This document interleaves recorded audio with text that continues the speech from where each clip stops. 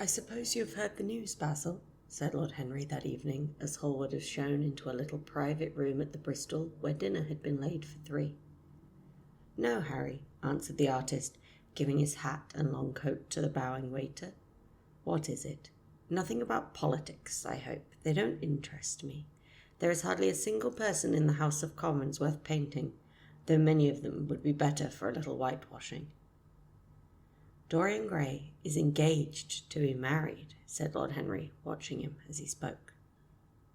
Hallward started and then frowned. "Dorian engaged to be married?" he cried. "Impossible!" "It is perfectly true." To whom?" "To some little actress or other." I can't believe it. Dorian is far too sensible." "Dorian is far too wise not to do foolish things now and then, my dear Basil." "Marriage is hardly a kind of thing people can do now and then, Harry." "Except in America," rejoined Lord Henry languidly. "But I didn't say he was married. I said he was engaged to be married. There is a great difference. I have a distinct remembrance of being married, but I have no recollection at all of being engaged. I am inclined to think I was never engaged." "But think of Dorian's birth and position and wealth. It would be absurd for him to marry so much beneath him." "If you want to make him marry this girl, tell him that, Basil. He is sure to do it then. Whenever a man does a thoroughly stupid thing, it is always from the noblest motives." "I hope the girl is good, Harry. I don't want to see Dorian tied to some vile creature who might degrade his nature and ruin his intellect." "Oh, she is better than good. She is beautiful," murmured Lord Henry, sipping a glass of vermouth and orange bitters. "Dorian says she is beautiful, and he is not often wrong in things of that kind. Your portrait of him has quickened his appreciation of the personal appearance of other people. It has had that excellent effect, amongst others. We are to see her tonight, if that boy doesn't forget his appointment." "Are you serious?" "Quite serious, Basil. I should be miserable if I thought I should ever be more serious than I am at the present moment." "But do you approve of it, Harry?" asked the painter, walking up and down the room, biting his lip. "You can't approve of it, possibly. It's some silly infatuation." "I never approve or disapprove of anything now. It's an absurd attitude to take towards life. We are not sent in the world to air our moral prejudices. I never take any notice of what the common people say, and I never interfere with what charming people do. If a personality fascinates me, whatever mode of expression that personality selects is absolutely delightful to me. Dorian Gray falls in love with a beautiful girl who acts Juliet and proposes to marry her. Why not? If he wedded Messalina, he would be none the less interesting. You know I am not a champion of marriage. The real drawback to marriage is that it makes one unselfish, and unselfish people are colourless. They lack individuality. Still, there are certain temperaments that marriage makes more complex. They retain their egotism and add it to many other egos. They are forced to have more than one life. They become more highly organized, and to be highly organized is, I should fancy, the object of man's existence. Besides, every experience is of value, and whatever one may say against marriage, it is certainly an experience. I hope that Dorian Gray will make this girl his wife, passionately adore her for 6 months, and then suddenly become fascinated by someone else. He would be a wonderful study." "You don't mean a single word of that, Harry. You know you don't. If Dorian Gray's life was spoiled, no one would be sorrier than yourself. You are much better than you pretend to be." Lord Henry laughed. "The reason we all like to think so well of others is that we are all afraid of ourselves. The basis of optimism is sheer terror. We think that we are generous because we credit our neighbour with the possession of those virtues that are likely to benefit us. We praise the banker that we may overdraw our account, and find good qualities in the highwayman in the hope he may spare our pockets. I mean everything I have said. I have the greatest contempt for optimism. As for a spoiled life, no life is spoiled but one whose growth is arrested. If you want to mar nature, you merely have to reform it." As for marriage, of course that would be silly, but there are other and more interesting bonds between men and women. I will certainly encourage them. They have the charm of being fashionable. But here is Dorian himself. He will tell you more than I can. My dear Harry, my dear Basil, you must both congratulate me, said the lad, throwing off his evening cape with its satin-lined wings and shaking each of his friends by the hand in turn. I have never been so happy. Of course it is sudden. All really delightful things are. And yet it seems to me to be the one thing I have been looking for all my life. He was flushed with excitement and pleasure, and looking extraordinarily handsome. I hope you will always be very happy, Dorian, said Hallward. But I don't quite forgive you for not having let me know of your engagement. You let Harry know. And I don't forgive you for being late for dinner, broke in Lord Henry, putting his hand on the lad's shoulder and smiling as he spoke. Come, let us sit down and try what the new chef here is like, and then you will tell us how it all came about. There is really not much to tell, cried Dorian, as they took their seats at the small round table. What happened was simply this. After I left you yesterday evening, Harry, I dressed, had some dinner at that little Italian restaurant in Rupert Street you introduced me to, and went down at 8 o'clock to the theatre. Sybil was playing Rosalind. Of course, the scenery was dreadful and the Orlando absurd, but Sybil, you should have seen her. When she came on in her boy's clothes, she was perfectly wonderful. She wore a moss-coloured velvet jerkin with cinnamon sleeves, slim brown cross-gartered hose, a dainty little green cap with a hawk's feather caught in a jewel, and a hooded cloak lined with dull red. She had never seemed to me more exquisite. She had all the delicate grace of that Tanagra figure that you have in your studio, Basil. Her hair clustered around her face like dark leaves around a pale rose. As for her acting, well, you'll see her tonight. She is simply a born artist.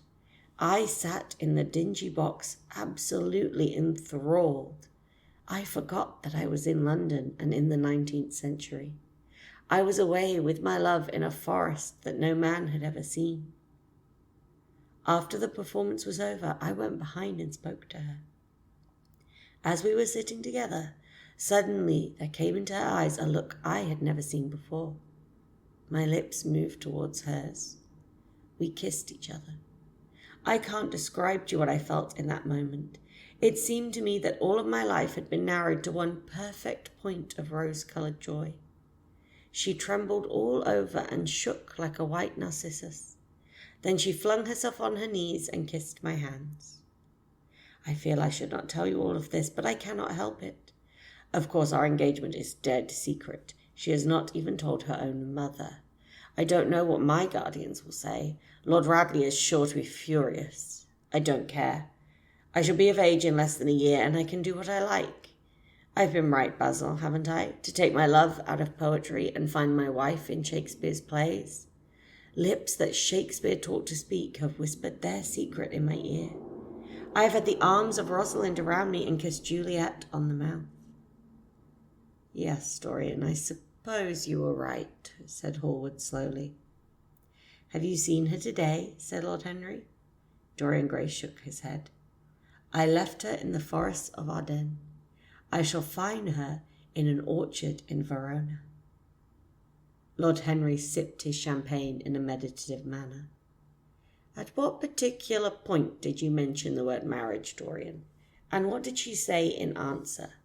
Perhaps you forgot all about it. My dear Harry, I did not treat it as a business transaction, and I did not make any formal proposal. I told her that I loved her, and she said she was not worthy to be my wife. Not worthy. Why, the whole world is nothing to me compared to her. Women are wonderfully practical, murmured Lord Henry. Much more practical than we are. In situations of that kind, we often forget to say anything about marriage, and they always remind us. Hallward lay his hand upon his arm. Don't, Harry, you've annoyed Dorian. He is not like other men. He would never bring misery upon anyone. His nature's too fine for that. Lord Henry looked across the table. Dorian is never annoyed with me, he answered. I asked the question for the best reason possible. For the only reason, indeed, that excuses anyone for asking any question. Simple curiosity. I have a theory that it is always the women who propose to us, and not we who propose to the women. Except, of course, in middle-class life. But then the middle classes are not modern. Dorian Gray laughed and tossed his head. You are quite incorrigible, Harry, but I don't mind. It is impossible to be angry with you. When you see Sybil Vane, you will feel that the man who could wrong her would be a beast without a heart. I cannot understand how anyone can wish to shame the thing he loves. I love Sybil Vane. I want to place her on a pedestal of gold and see the world worship the woman who is mine. What is marriage? An irrevocable vow. You mock it at that, for that. Ah, don't mock. It is irrevocable vow that I wish to take. Her trust makes me faithful. Her belief makes me good. When I am with her, I regret all that you have taught me. I become different from what you have known to me. I am changed. And the mere touch of Sybil Vane's hand makes me forget you and all your wrong, fascinating, poisonous, delightful theories. And those are? Asked Lord Henry, helping himself to some salad. Oh, your theories about life, your theories about love, and your theories about pleasure. All your theories, in fact, Harry. Pleasure is the only thing worth having a theory about, he answered in his slow, melodious voice. But I'm afraid I cannot claim any theory as my own. It belongs to nature, not me. Pleasure is nature's test, her sign of approval. When we are happy, we are always good. But when we are good, we are not always happy. Ah, but what do you mean by good? Cried Basil Hallward. Yes, echoed Dorian, leaning back in his chair and looking at Lord Henry over the heavy clusters of purple-lipped irises that stood in the centre of the table. What do you mean by good, Harry?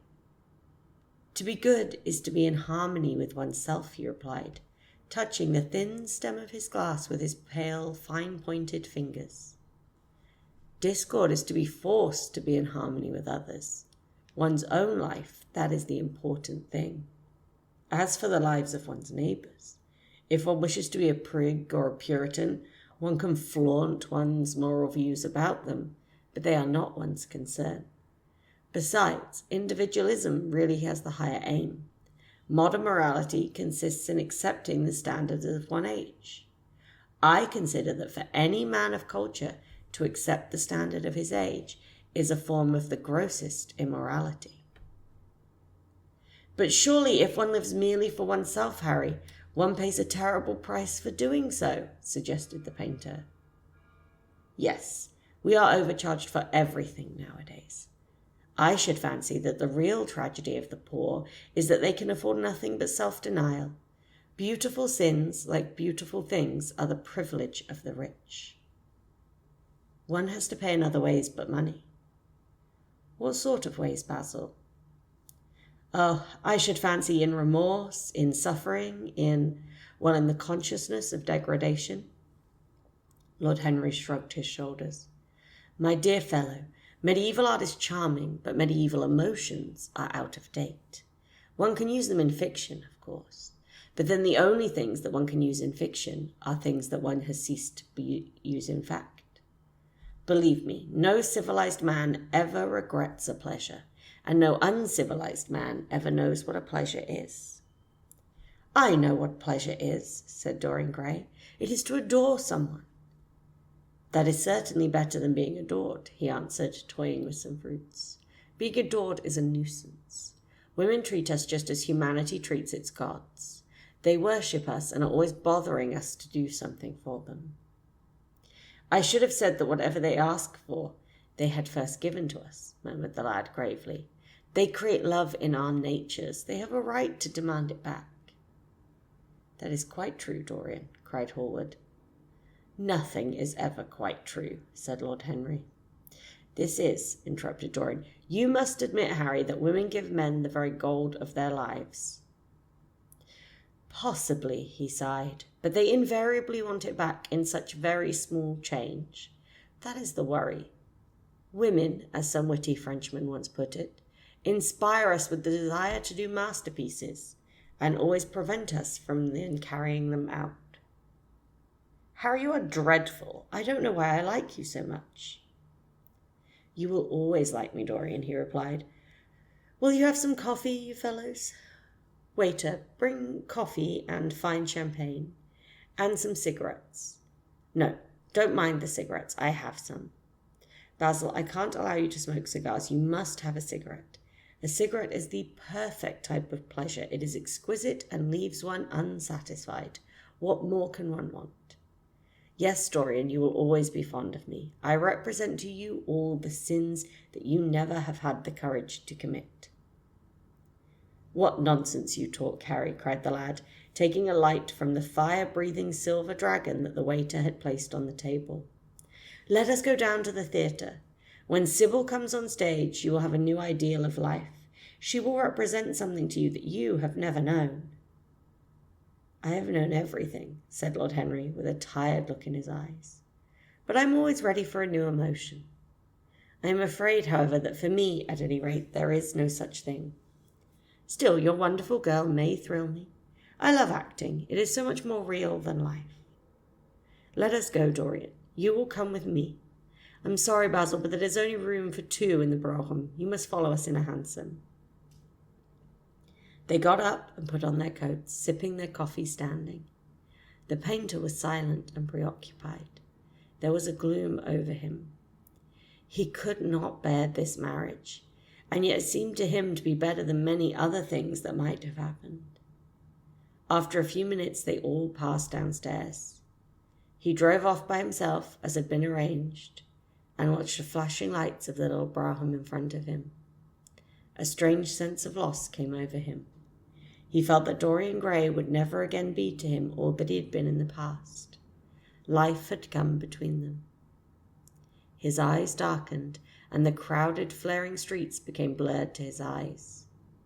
When the cab drew up at the theatre, it seemed to him that he had grown years older.